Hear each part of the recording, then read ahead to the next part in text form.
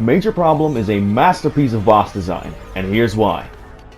The zombies have taken over the cheese factory in Mount Steep, which is located in an inactive volcano.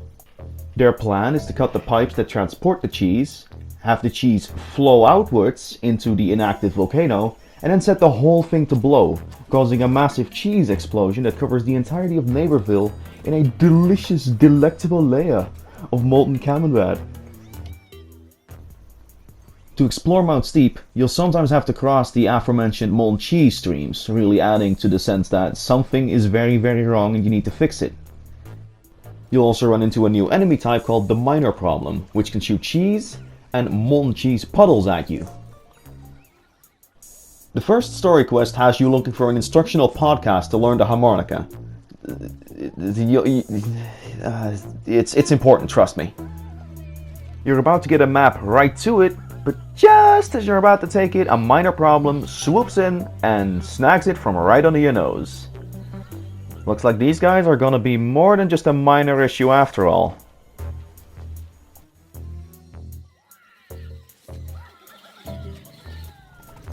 You give chase, get back the map, have the map fixed, and find the podcast, where a boss fight starts. It's fairly basic, not very creative. The introduction is cool and it's thematically appropriate, but across the board this fight isn't that memorable. Moving on. I would summarize what the next mission is about, but the game already does that perfectly here.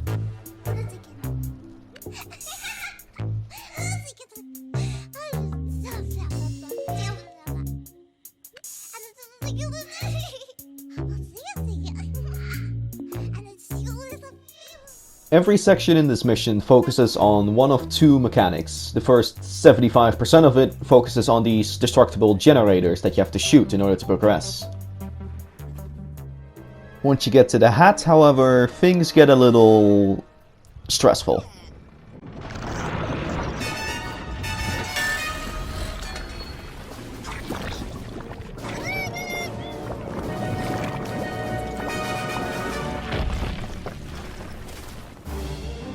Death pits and time limits. Welcome to the last 25% of the level, buddy. Now we're focusing on the lava lakes. And oh baby, are we focusing on them. I know it might not look that scary on a small screen in the palm of your hand, but when you're in the driver's seat, this is harrowing. This is the most stressful part of the whole game, and it's not even close. Which works in its favor, cause, yeah, I never want to do that again.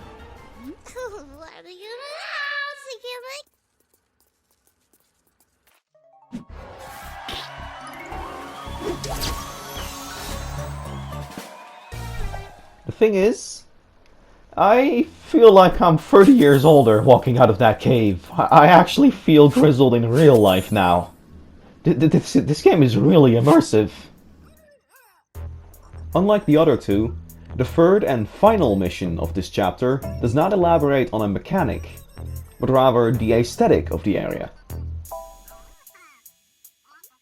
While every other mission in this chapter takes place in the high-tech cave systems of Mount Steep, this mission takes place in Old Town, a Wild West-styled, well, old town. This mission plays out like a cheap Western movie. You walk in on your lonesome, you're the new kid on the block, you prove just how much guts you have to the rest of the townsfolk, and then you defend the prison from a gang of bandits in a classic shootout. It's a cheesy Western plot. That's all you need to know about it. And honestly, I'm kind of here for that pun. Another thing I really like about this mission is how it tries to introduce replay value. You see, before you defend the prison, you have to first select a posse, or party if you will, of 3 members. You don't need them to complete this mission, but they do certainly help out, and picking the right ones can really make your life a lot easier. Or you just pick a bunch of weeds, cause sure, go for it. They all have silly names, and Pollencate is actually a zombie-side boss you've fought on the street a few times by now. And that she's offering to be your sidekick really makes you feel like you're really nailing this legendary hero business. That being said, there's one thing that this mission really underdelivers at, and that's the gameplay. This mission is not fun, and it's very poorly explained to you what you have to do. All the exploding enemies are a goose chase to get rid of, and not a fun one at that. It's a really miserable experience the whole way through. You're gonna get pretty close to losing just because how poorly indicated it is where the zombombs are coming from. And yeah, this mission is not a good time. There is a light at the end of this tunnel, however. That's the third quest item right there. And that means there's nothing stopping us from seeing a certain someone. You put your platforming skills to the test one final time, and you make your way through the boss gate. The audio design is phenomenal here. Most of the background noises, besides your own footsteps, are metallic clanking and scraping noises, like the whole place is about to come down.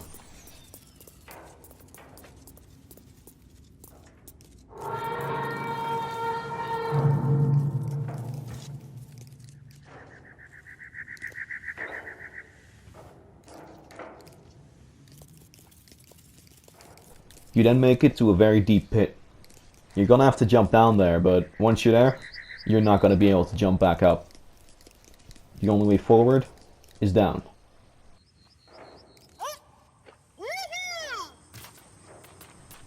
I like that they make it obvious that you have to jump in the pit by adding a soft landing at the bottom.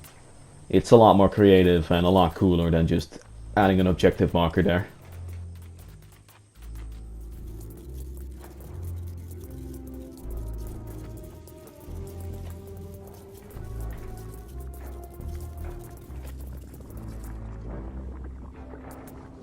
You then make it to the volcano crater, and inside you find some green machine of sorts, guarded by a single minor problem. It shoots you, you shoot it, and then begins the part of the game you've been waiting 7.5 minutes for.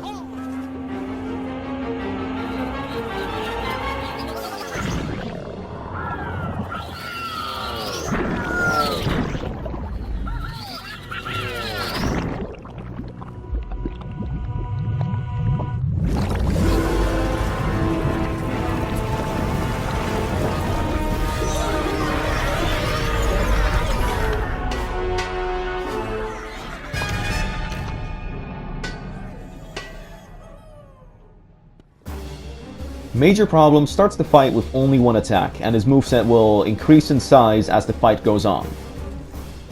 He shoots these homing missiles at you which don't account for terrain, so you can stand behind this rock to block them.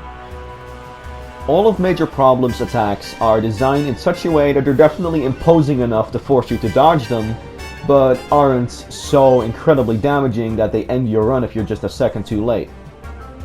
The fight is doable for kids and not painfully boring for adults. It knew exactly what it had to deliver on, and it delivered. That being said, it only starts getting real interesting once you've finished Phase 1.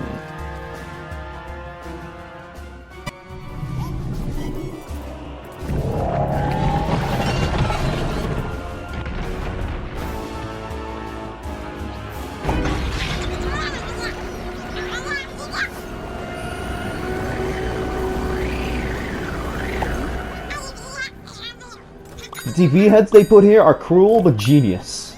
These incredibly low health enemies that pose absolutely no threat to you suddenly get real scary when they can knock you off a platform. You got your aim practice in Mission 3 though, you should be fine. While the first half of this platforming section gives you plenty of time to catch up, this last section is 10 seconds. And because of that, Dandelion chimes in right before it happens so it doesn't catch you off guard.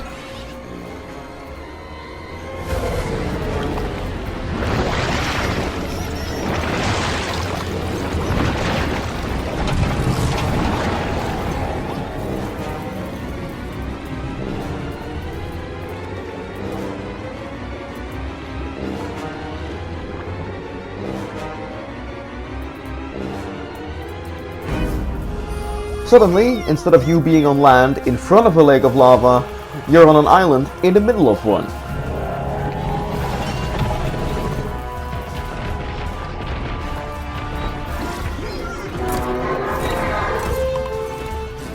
Just like in Phase 1, he has a missile launcher attack, and just like in Phase 1, you can rock block it. But he starts getting new moves now too, and they are all properly telegraphed. Thank you, PopCap, so many games miss that. I'll just tell you so you don't have to test it. Yeah, this flamethrower attack can take out most characters in the game in one go. So don't stand in it.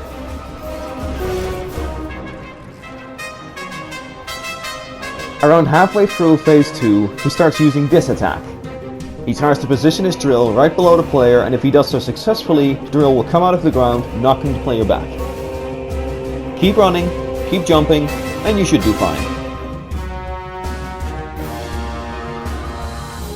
Now that Major Problem's moveset is 3 times as big, let's shuffle it up again.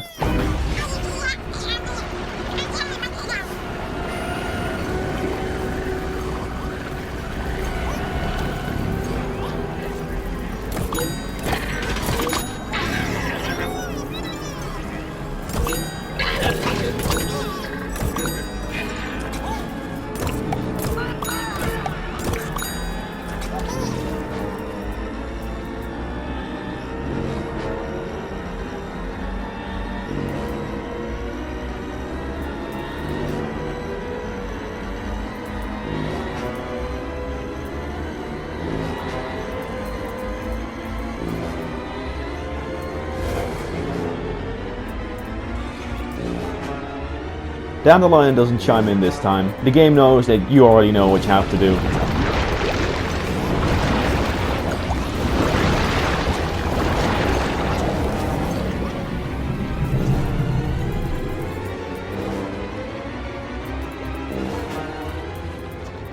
Well, there's no cover in the middle, but at least it's more spacious.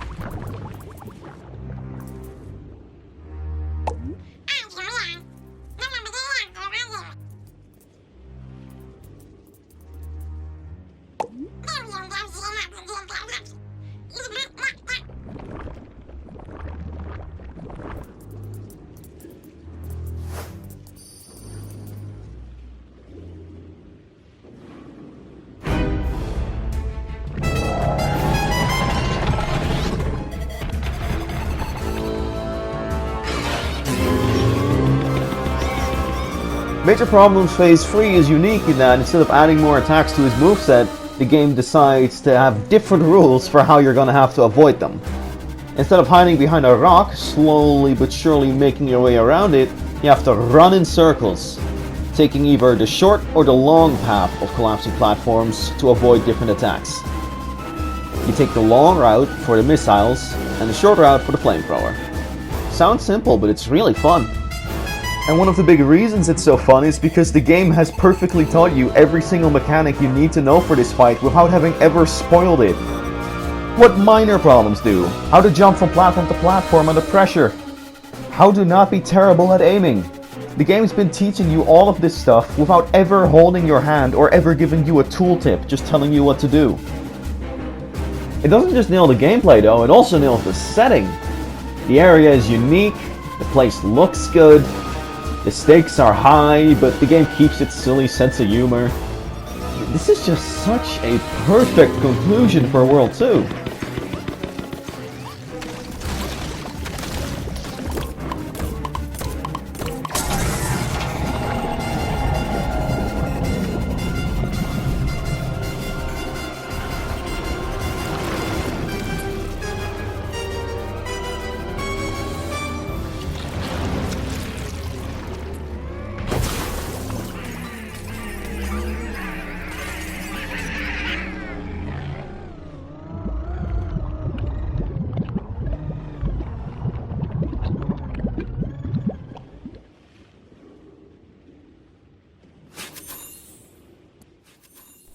The boss fight concludes with a solid 20 seconds of silence.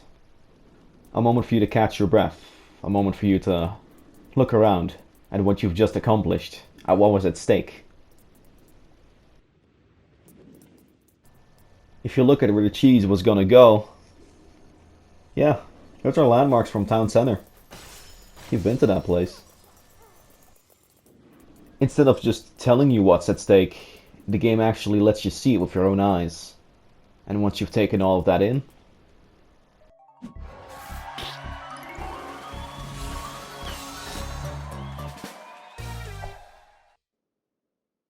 and that, my friends, is why Major Problem is a masterpiece of boss design.